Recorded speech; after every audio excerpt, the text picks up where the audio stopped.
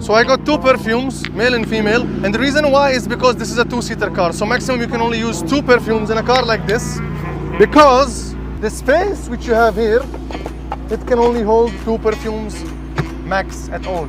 But what's good about this car is